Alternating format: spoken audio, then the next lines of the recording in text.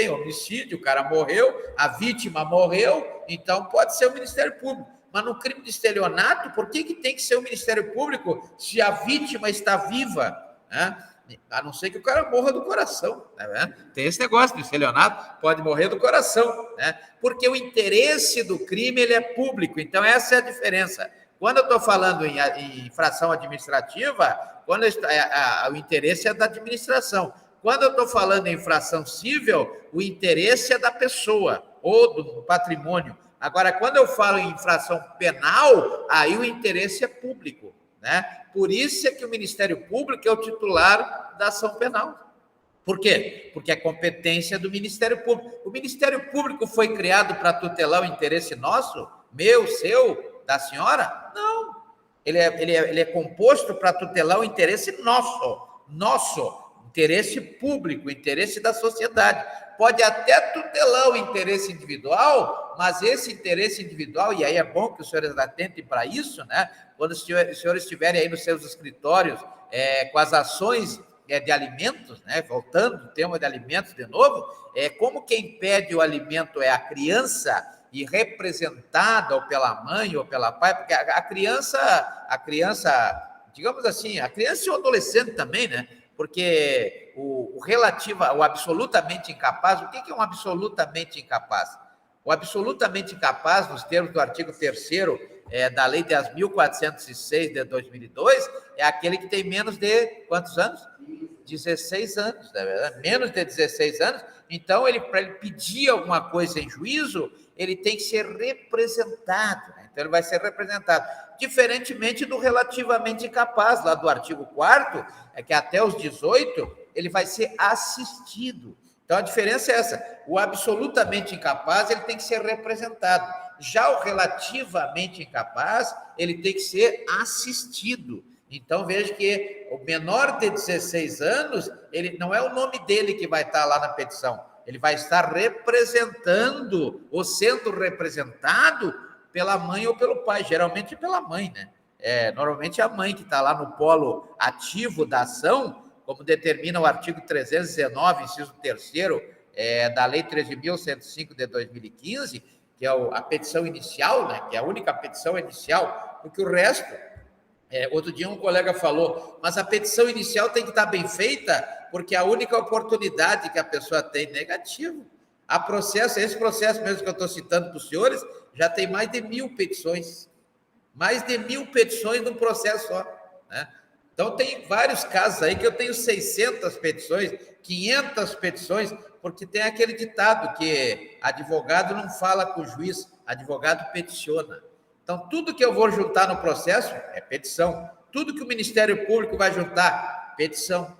Então, temos várias petições, que são as chamadas petições incidentais. Não é comum o pai entrar, mas há casos, né? Claro, se a mãe ganha mais que o pai, né? Tem que ver quem ganha mais. Porque a pensão é aquela questão da possibilidade e a necessidade, lá do artigo 1694 do parágrafo 2º. Né? Então, veja que dependendo da possibilidade e da necessidade, se a mãe ganhar mais e ela tem mais possibilidade, a ação poderá ser contra ela. Entendeu? Então, não existe mais, porque lá no artigo 5º, inciso 1º da Constituição Federal, diz que homens e mulheres são iguais em direitos e obrigações. Né? Então, veja que com base nesse artigo 5º, inciso 2º, nós temos essa questão, pode ser tanto o homem como a mulher, o que vai depender aí daquele que vai ter maior possibilidade.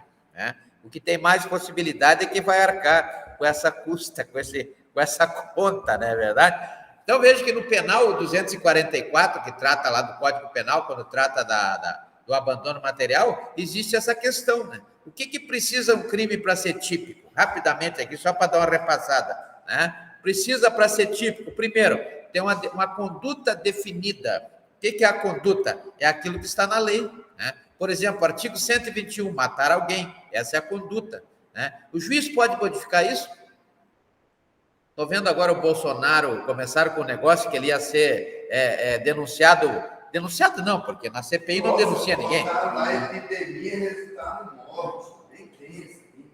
Na verdade, assim, a ideia ali é mais política do que jurídica, né? Então, o que acontece? Qual é o papel da CPI? Qual é o papel da CPI? Investigar. Analisar possíveis indícios de crime. Essa é a CPI. Da CPI, né? Que, no caso, indício de crime no tráfico de Covid. Só que o que a gente viu ali foi que até um particular que faz parte do governo estava sendo acusado de cometimento de crime. Mas aí é que tá. A CPI, ela.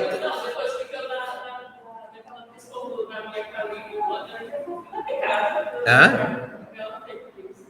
Eu sei, mas veja bem. É ridículo. Hã? Não, mas porque essa CPI ela é política, porque ela não entendeu o papel da CPI. Porque a CPI, ela é que nem um inquérito policial. É que nem o TCO. O que é o TCO? É o termo circunstanciado de ocorrência, lá do artigo 69 da Lei 9.099 de 96. É a mesma coisa que o inquérito policial, lá do artigo 4º do Código de Processo Penal. E a CPI, é prevista lá no artigo 58, parágrafo 3º da Constituição Federal, e temos aqui no Estado também. Doutora, tudo bem? Já chegou? Que bom. Então, veja que nós temos lá no artigo 35, inciso 2º da Lei Orgânica do município de Rio Branco, aceita um pouquinho, do município de Rio Branco, temos a CPI do município, que está agora verificando essa questão do transporte urbano, né? Então, nós temos a CPI, o inquérito e o TCO têm o mesmo papel. Qual é o papel? O papel, exatamente, é levantar indícios de materialidade e autoria para fundamentar uma denúncia.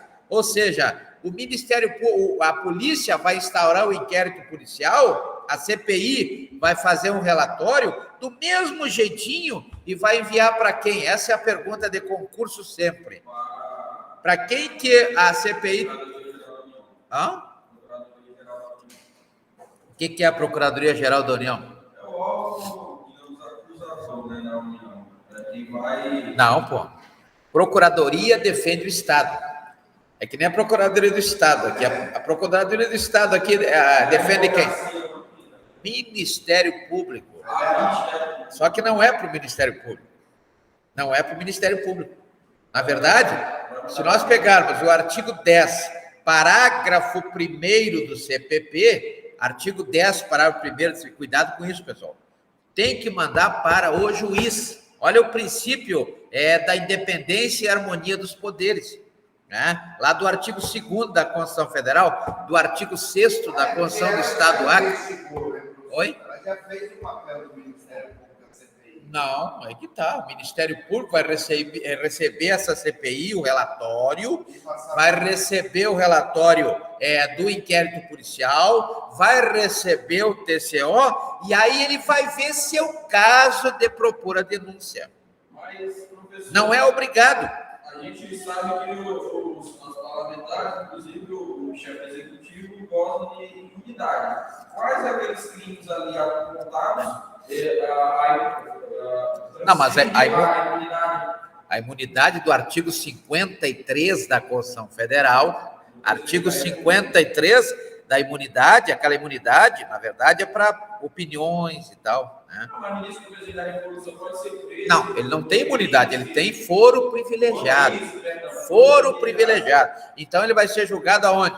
Artigo 102 da Constituição Federal, no STF, que o presidente da República, nos crimes comuns, ele é julgado no STF. Nos crimes de responsabilidade, lá do artigo 85 da Constituição Federal e da Lei 1079 de 50, ele é julgado no Senado Federal. Então, aqueles crimes ali apontados, que são crimes comuns, né? Comuns, STF. STF. E se cair no Senado, é os mesmos Não, caras. o Senado é crime de responsabilidade, é outro tipo de crime. Tem que estar enquadrado.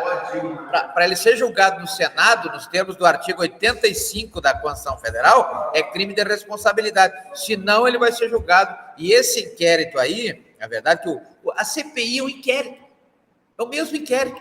Está lá no artigo 58, parágrafo 3º da Constituição Federal, é o mesmo inquérito do artigo 4º do CPP, é o mesmo TCO do artigo 69 da Lei 9.099 de 95. O que tem que fazer? Apenas levantar os indícios de materialidade de autoria, fechar o relatório, e aí é que tem uma questão